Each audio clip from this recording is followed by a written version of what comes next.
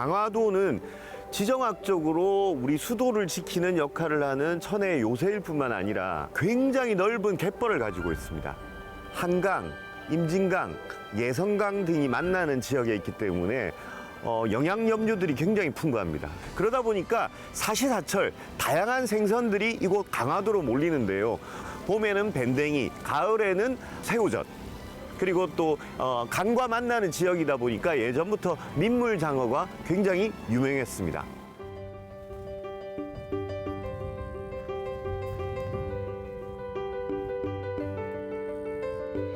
이 갯벌이라는 강화도의 환경을 활용해 가지고 양식업이 시작되고 있는데 그것이 바로 강화도의 갯벌장어입니다. 자연 상태와 가장 가까운 장어를 생산해내고 있기 때문에 요즘 강화도 하면 이 갯벌 장어를 빼놓을 수 없습니다.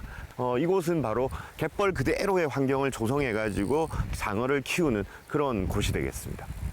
지금 여기 보시면 여러 가지 지금 호수들이 보이는데 이 호수들로 바닷물을 빨아들여 가지고 이쪽 갯벌장어 양식장까지 들어옵니다. 그럼 물만 들어오는 게 아니라 따라서 이렇게 작은 새우들이나 치어들 이런 것들이 같이 들어와 가지고 갯벌장어의 먹이가 되는 거죠.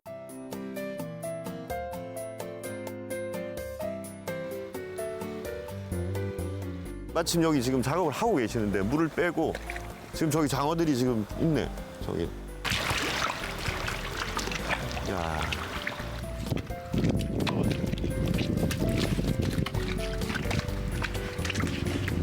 지금 이거 갯벌장어 잡으시는 건가요? 예, 지금 갯벌장어 잡고 있습니다. 원래는 그물로 잡고요. 예. 이렇게 거의 다 잡았을 때만 손으로 줍고 있어요. 아무런 먹이를 따로 주거나 그러진 않으시죠? 이 안에 먹이는 엄청 넘쳐나요. 아, 바다에서 온 것들. 예, 굳이 저희가 따로 뭘 주지 않아도 먹이는 넘쳐나는 상황입니다. 자연에 가까운 환경을 만들어줘서 사료 없이도 이제 키울 수 있게 하는 게 갯벌장어라고 보시면 돼요. 민물장어는 육식성이거든요. 육식성이다 보니까 살아있는 것들만 먹어요. 작은 새우들, 그리고 치어들 이런 것들을 먹고 자라기 때문에 여기는 장어도 많이 있지만 보면 새우들이나 작은 치어들도 굉장히 많이 있습니다. 검은 부분까지 이렇게 물이 차 있을 때는 장어들이 여기 굉장히 많이 들어가 있고 그때는 이제 그물로 잡고 지금은 이제 물이 빠진 상태에서는 장어들이 이제 갯벌로 막 들어갑니다. 기어 들어갑니다. 기어 들어가기 때문에 지금 보시면 지금 갯벌을 막 이렇게 헤쳐가지고 잡으시는 거죠. 어떤 건 여기는 지금 갯벌하고 똑같은 환경이에요.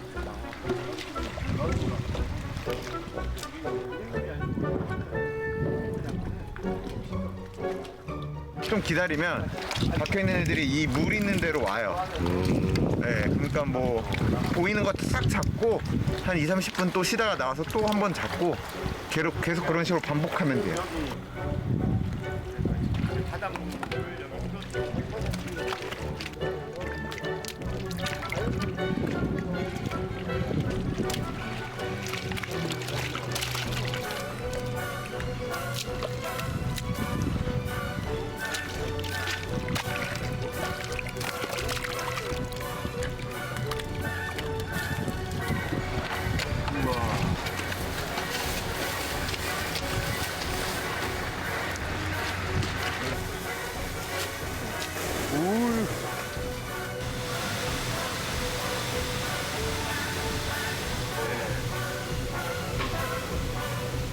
어우, 크다. 어느 정도 있다가 이제 출하가 되는 계절에 따라 조금 다른데 보통 저희가 한 70일 정도를 기준으로 잡아요. 처음에 들어갈 때 마리수랑 네. 나올 때 마리수가 차이가 많이 나죠. 많이 나죠. 최소 20-30% 이상 나죠. 20-30%? 예, 무게로 치거든요. 예. 그런데 이제 저희가 만약 1톤 넣으면 예. 한 700-800kg 나온다고 보시면 돼요. 아. 감량도 많고 이제 적응하지 못하고 죽는 애들도 많기 때문에 예. 그렇게 갯벌장어는 비싸질 수밖에 없겠네요. 아무래도 일반 장어에 비해서는 확실히 비싸죠. 갯벌장어 좋아하시는 분들은 확실히 그냥 일반적인 민물장어보다는 육질에서 차이가 많이 난다고들 하시거든요. 반은 맞고 반은 틀렸는데 네. 갯벌에서 장어를 키우는 이유는 육질을 단단하게 만들려고 갯벌에서 키우는 게 아니에요. 사료를 먹이지 않고 스스로 먹이를 자급자족하게 할 수 있는 환경을 만들어주려고 갯벌에서 키우는 거거든요. 자연에 가까운 환경에서 키우잖아요. 네. 여름에 키우면은 워낙 덥기 때문에 먹이 활동이 왕성해서 이게 이제 많이 움직이고 하다 보니까 육질이 많이 단단해지는 건 맞아요. 예. 근데 이제 날이 추워지고 겨울이 되면 예. 그만큼 먹이 활동을 안 하고 최대한 움츠리고 있어요. 아. 그래서 겨울에 나오는 장어들은 여름 갯벌장어에 비하면 육질이 덜 단단해요. 겨울에 장어가 물으면은 이거 갯벌장어 아닌 거 아니냐 이런 말씀도 하셔서 예. 네, 제가 좀 곤란할 때가 있어요. 오, 그렇구나. 네. 근데 그게 자연스러운 현상이에요. 자연의 섭리죠, 그건. 네, 당연히 예. 자연적인. 추우면은 먹이 활동이 확실히 줄어들기 어. 때문에 예, 많이 안 움직이고 움츠리고 있거든요.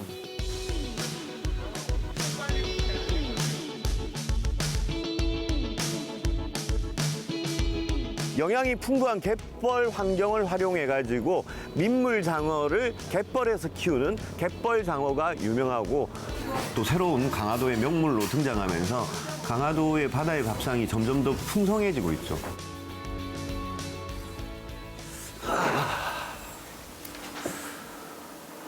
안녕하세요. 장어 구이를 좀 먹고 싶은데 여기는 보통 손님들 오시면 민물장어보다 갯벌장어 더 많이 드시죠? 네. 그래서 민물을 권해도 네. 그럼 여기까지 안 왔다고 하면 어, 갯벌을 많이 드시죠. 오. 여기밖에 없으니까. 네. 여기 드신 분들은 또 민물장어 좀 부드러워서 음. 잘 못 드시고 갯벌을 또 계속 드세요. 잘 부탁드리겠습니다. 네. 일단 500g 예. 드릴게요.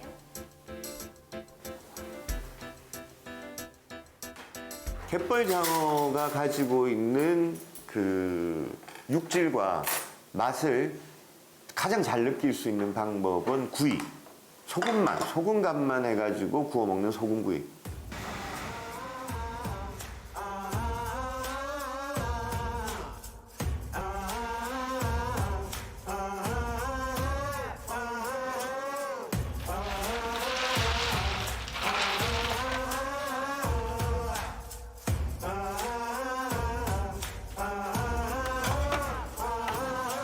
꼼짝 못하게 머리를 못을 박아서 칼로다가 쭉 째가지고 뼈 추려내고 이 쓸개 같은 거 추려내고선 이제 깨끗한 수건으로 닦아서 자르면 되는 거예요.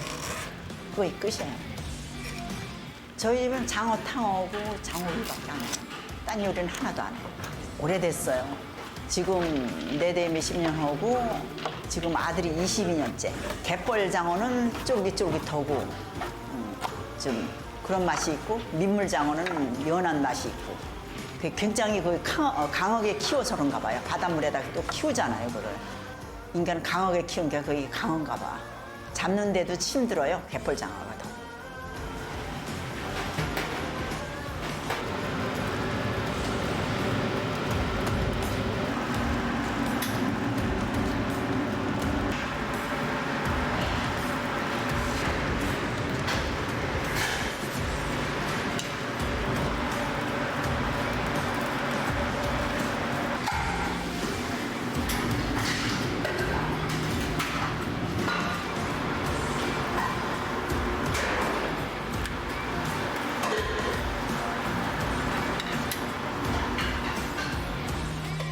껍다. 이게 초벌구이 하신 거죠? 네. 어.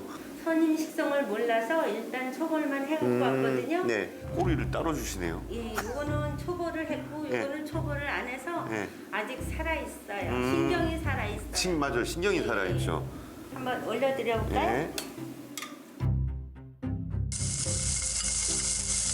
이봐요. 신경이 살아있어가지고.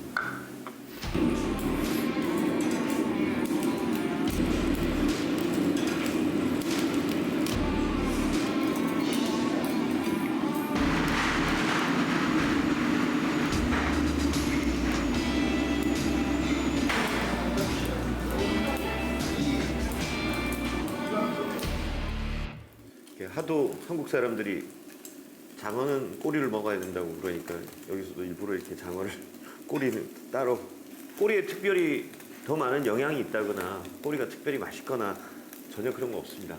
모든 생선은 몸통이 제일 맛있어요. 더군다나 뱃살 쪽. 예. 우리가 인간이 필요한 그 단백질과 각종 비타민 그리고 지방까지 다 한꺼번에 이렇게 섭취할 수 있고 이렇게 장어 국물을 고우면 국물이 뽀얗게 나오죠. 뽀얗게 나오는데 예전에 우리 선조들은 이것이 영양분이 얼마나 많은지를 잘 모르죠. 측정할 수 있는 방법이 없다 보니까 일단 국물을 끓였을 때 뽀얀 국물이 나오면 그 뽀얀 국물은 단백질이라고 생각을 했고, 그 다음에 위에 노란 기름이 뜨면 이건 지방이라고 생각을 했어요. 그래서 일단 끓였을 때 뽀얀 국물과 노란 지방이 뜨면 이건 이제 영양이 좋은 거다, 보양식이다, 이렇게 생각을 했던 거죠. 그러니까 그 대표적인 게 장어였던 거죠. 민물장어. 이 가을에 보양식이 뭐냐라고 저한테 물으면 저는 단연 갯벌장어. 지금 뭐 여기 보면 뭐 살점이 굉장히 두터운 거죠. 살점이 굉장히 두터운데 우선은 소금에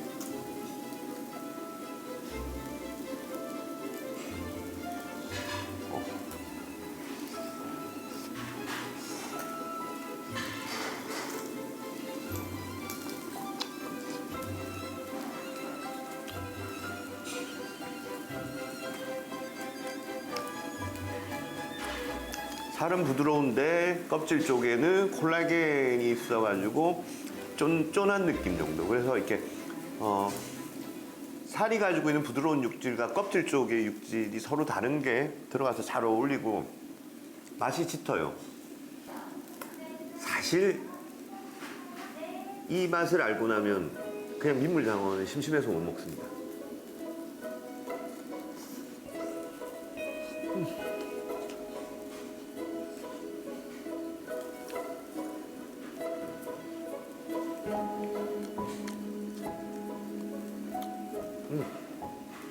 우리가 보통 민물장어라고 그러죠. 민물에 산다는 뜻인데 민물에서 얼마를 사느냐? 보통 5년에서 12년 정도를 살아요. 그리고 장어가 산란을 할 때가 되면 살던 곳을 떠나서 바다로 가요. 어디까지 가느냐면 저 태평양의 심해 마리나 제도나 이런 이 필리핀 쪽에 아주 깊은 바다 쪽으로 가가지고 그 깊은 바다에서 산란을 합니다. 이걸 인간이 이제 장어의 생태를 알기 위해서 따라가긴 했는데도 실제로 장어가 산란하는 장면을 한 번도 목격하지는 못했어요. 그만큼 신비한 동물인데 이 새끼들이 다시 어미가 왔던 길을 되돌아가요. 보통 한 1년에서 길게는 3년까지 헤엄을 쳐서 다시 어미가 살던 그 강으로 올라옵니다. 강이나 하천으로 올라오는데 예전에는 이제 장어가 올라오는 강의 하구가 그대로 열려 있었어요. 그러니까 그 장어들이 이제 자연스럽게 올라왔죠. 근데 요즘은 이 환경이 어떻게 바뀌었냐면 강 하구가 너무 많이 막혀 있죠. 방조제를 만들고 뭐 뚝을 만들고 막 이렇게 하면서 하구가 막혀 있다 보니까 그러니까 그다음부터는 얘들이 다시 돌아오지 않는 거죠.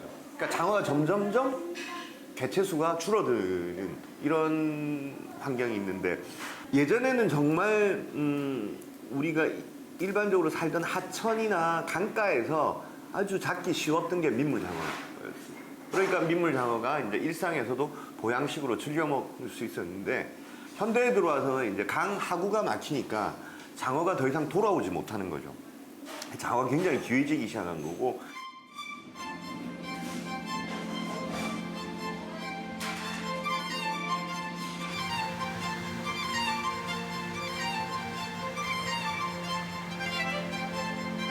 그전에는 이 강이 이제 염화강이라고 이 강에 염화강이라고 여기가 유명했어요. 그전에 장어도 많이 나오고 그래서 그때 당시엔 정말 잘 됐죠.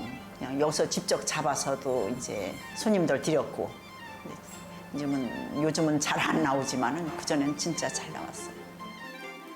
우리나라 갯벌이 세계 5대 갯벌 중에 한 곳인데 그중에서 또 강화 갯벌이 굉장히 넓고 좋은 갯벌을 가지고 있거든요. 바다하고 이 갯벌 장어를 키울 수 있는 양만장과 거리가 굉장히 가까워요. 그리고 이 양만장의 뻘의 구조가 바다의 구조하고 바다의 갯벌 구조하고 똑같아가지고 그래서 강화도에서 이 갯벌 장어 양식을 시작해서 지금은 이제 꽤 늘어나고 늘고 이제 자연 상태에 가장 가까운 이 갯벌 장어가 이제 강화도의 명물로 서서히 이제 자리 잡아가는 과정이라고 할 수 있죠.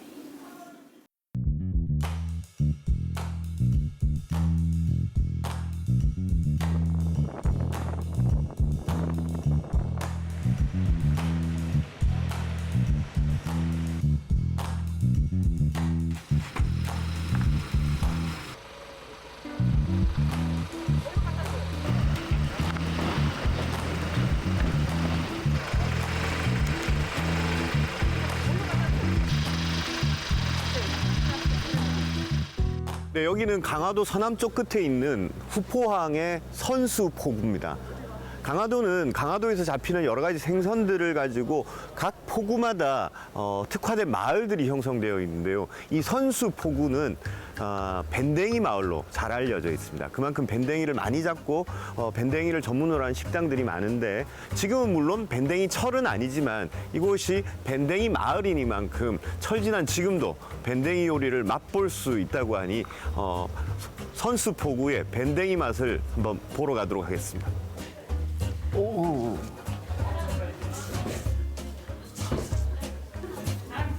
사장님. 안녕하세요. 안녕하세요.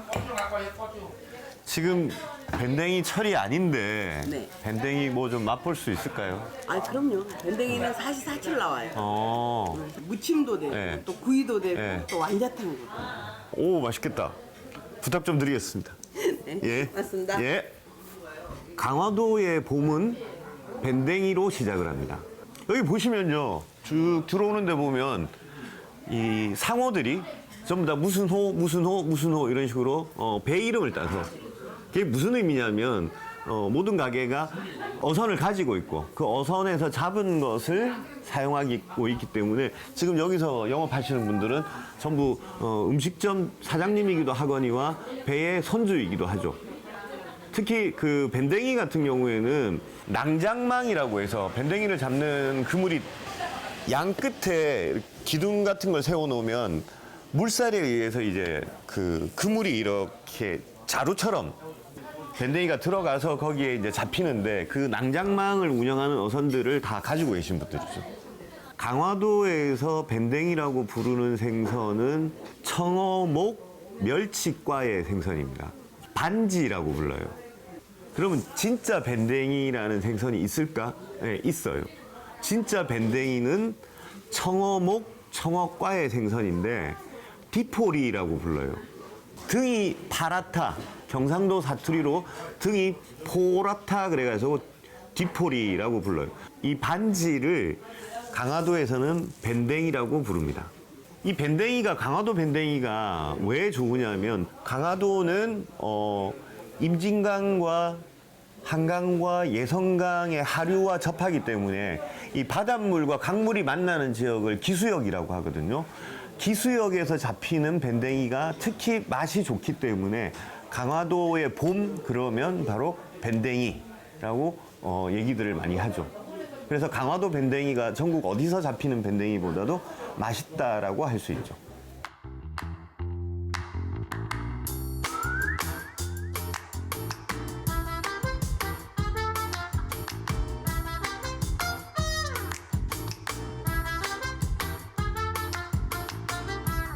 밴댕이 회가 의외로 고소하니 맛있어요. 제철에는 지금보단 더 맛있어요. 씹히는 식감이 화려 같지 않고 좀 물렁댄다 그러나요? 한 번, 두 번, 세 번 먹으면 그 고소한 맛을 느껴요, 그때부터. 여기 강화도에 오면 무조건 드십니다.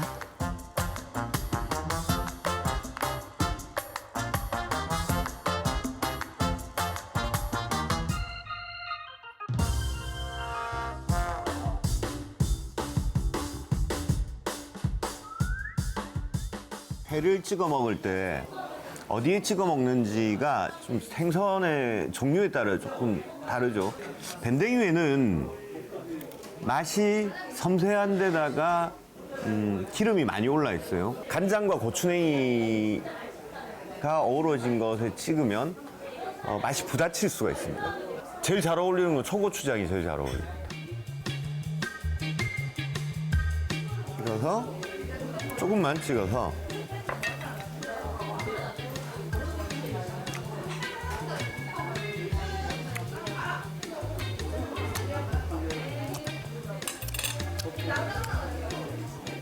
참맛은 아주 담백한데 육질은 이 밴댕이 육질이 참 재밌는 게 뭐냐면 부드러운데 그렇다고 씹을 게 없는 건 아닙니다. 이렇게 적당히 살점이 얇기는 해도 씹는 데 있어가지고 적절히 이 씹는 느낌을 충분히 느낄 수 있는 적절하게 느낄 수 있는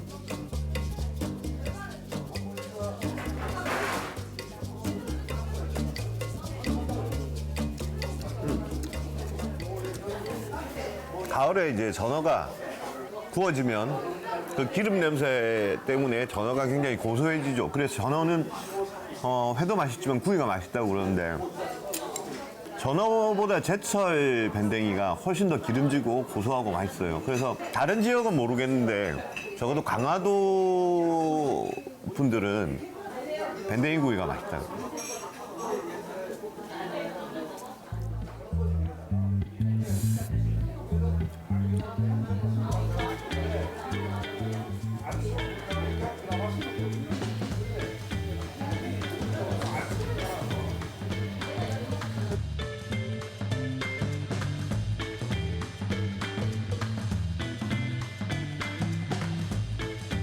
아마 200m 밖에 있는 사람도 그 냄새 맡고 들어와요. 왜냐면 냄새가 구수하니 엄청 맛있게 나거든. 구우면은 자기 몸에서 나오는 기름이 넘쳐. 그러다 보니까 어때요?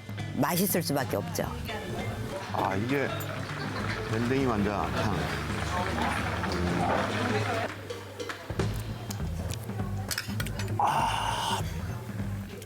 저도 여기 지금 몇 년 만에 와가지고 처음 먹어보는데 밴댕이가 칼슘과 철분이 굉장히 풍부한 생선입니다.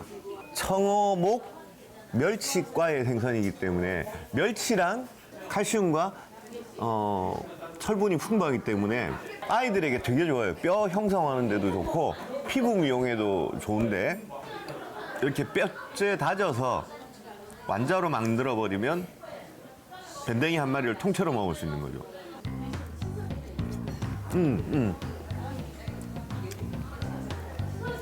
뼈째 다졌어요.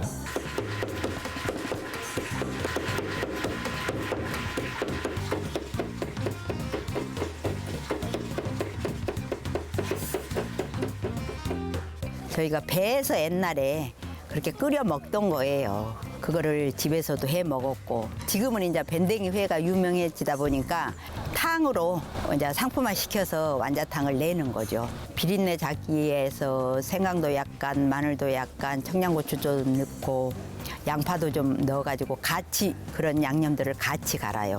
그렇게 해가지고 반죽을 해서 이제 끓는 물에다 밑간을 해가지고 띄어 넣어서 끓이는 거예요.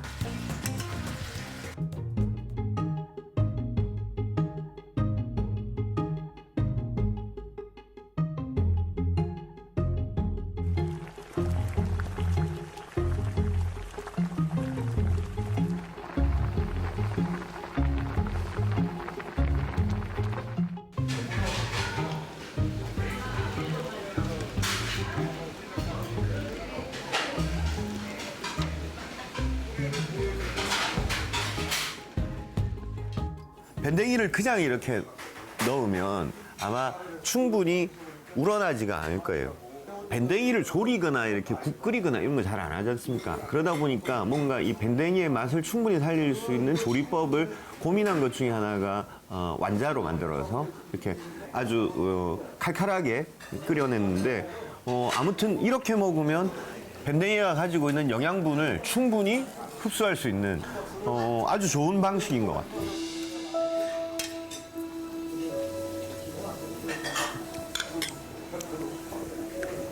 오늘 또 느낀 것은 어종이 늘기도 하고 똑같은 어종을 가지고 새로운 음식들을 만들어내기도 하면서 강화도의 밥상이 점점점 다양해지고 있다는 거. 저 개인적으로는 오늘의 또 발견인 것 같아요.